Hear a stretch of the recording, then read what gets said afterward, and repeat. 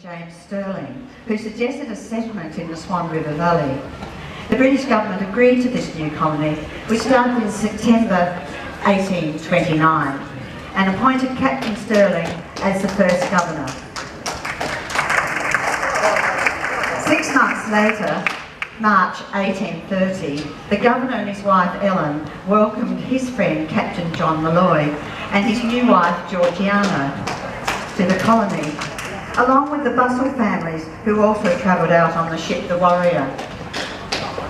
The governor and John Malloy had fought in the Battle of Waterloo, so they knew each other well. As the good land had been taken in Perth, Governor Stirling helped these families establish a settlement at Augusta, south of Perth. Georgiana loved her home and fell in love with the Australian flora and fauna and the wonderful weather.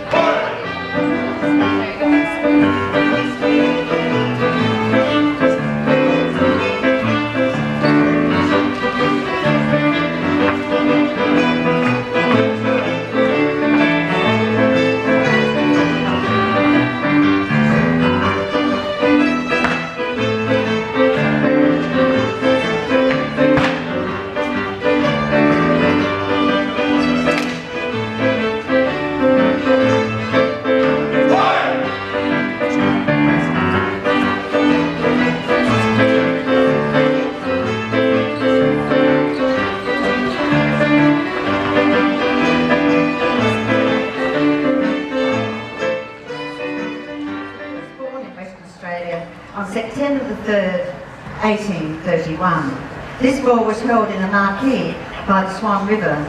The guests danced until midnight, after which they were invited to dinner.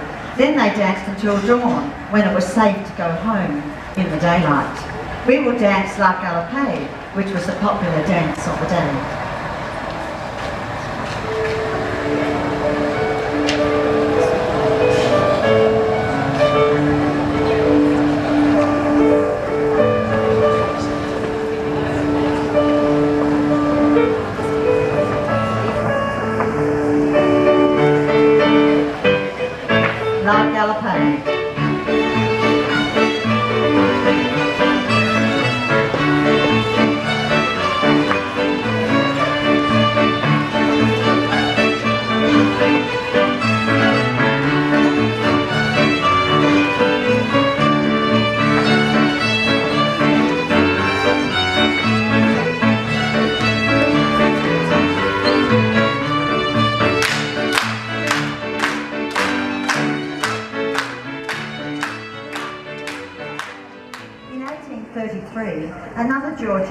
Georgiana Kingsford arrived with her parents at Swan River Colony.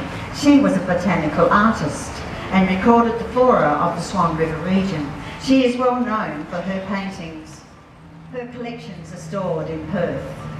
A few years later, she became the second wife of George Leake, who was 26 years her senior. George Leake was one of the wealthiest men who had supported the struggling settlers through the difficult years, and later he set up the first bank. They held a private ball at their home in Guildford, where the guests again had dinner at midnight and danced until dawn. We will dance the Cinderella Waltz, which has been collected from Perth, which was published in 1831. The Cinderella Waltz.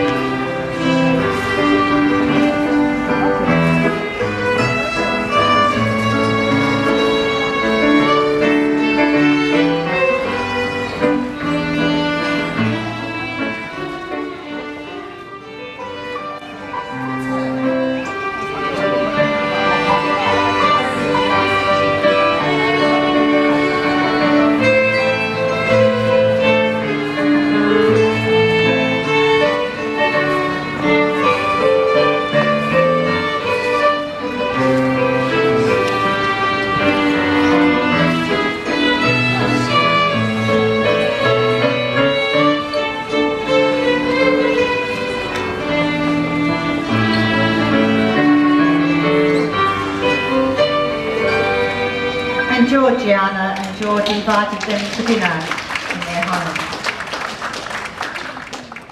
In 1836, back in Augusta, Georgiana Malloy was asked by a cousin of the governor's wife to collect botanical specimens. Gumnuts Quadrille in her honour.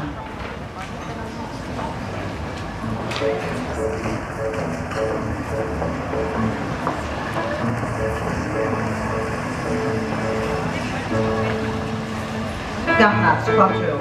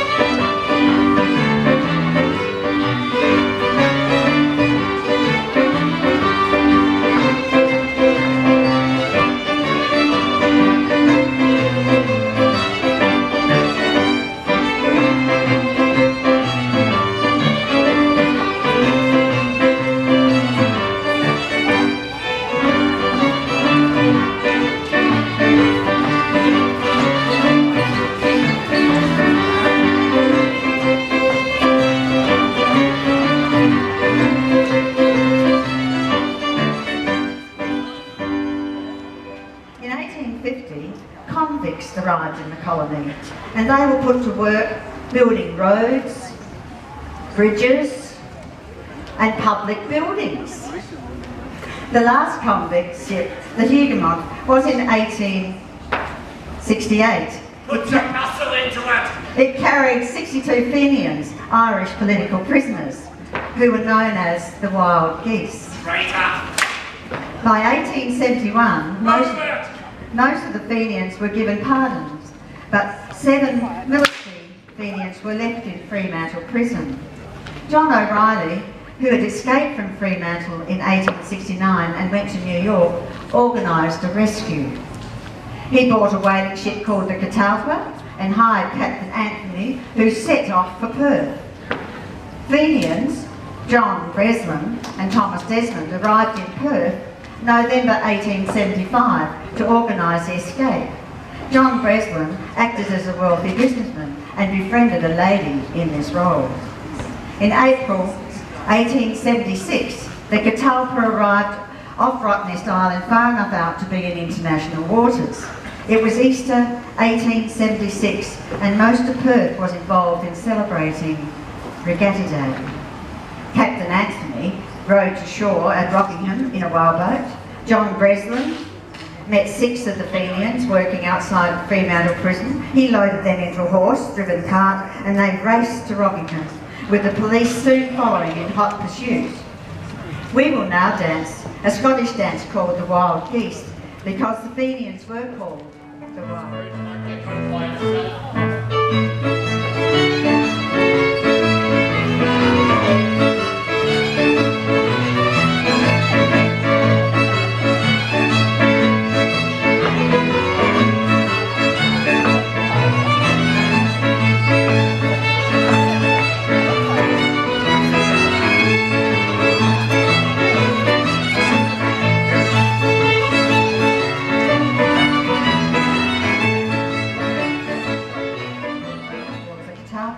In Fremantle, the police took control of the steamer the Georgette and put cannons on board and steamed towards the Catalpa also.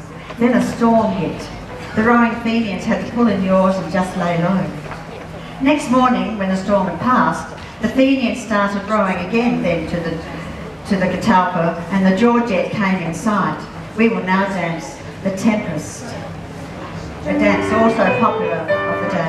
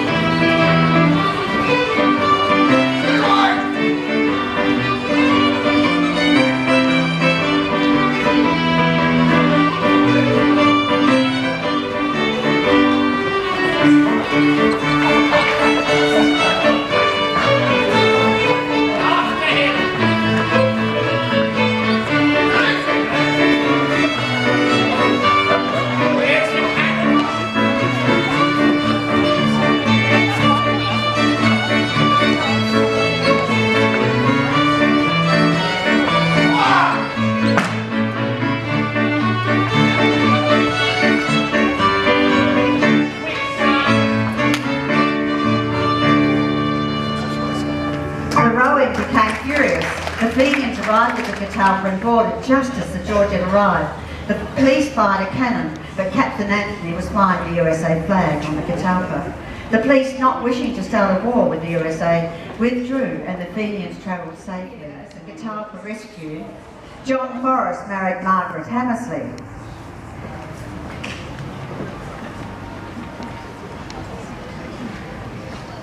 John Forrest had explored the Kimberley, travelled through central Western Australia, and overland to Adelaide.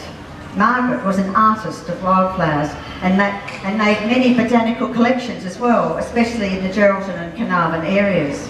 John Forrest became the first Premier of Western Australia in 1890. He supported the suffragette movement. And in 1892, his government gave married women the right to own property. And in 1899, all women were given the right to vote. He also improved working conditions and wages for workers. Great! All right, you're all workers. John believed in federation and spent much time away in New South Wales negotiating a good deal for the less populated colonies, while Margaret campaigned and helped him get re-elected many times. There were many balls, and the most popular dance was the Doon Quadrille.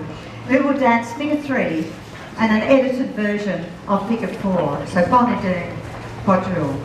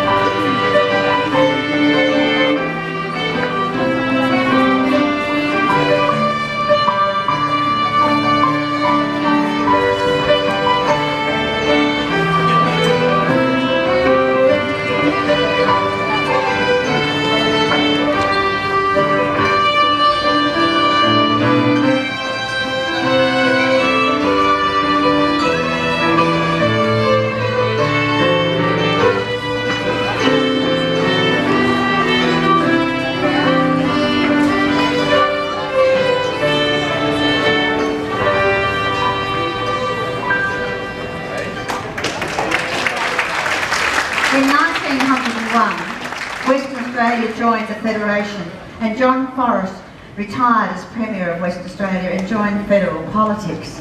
Thus what began as a small isolated colony was now part of our great nation, Australia.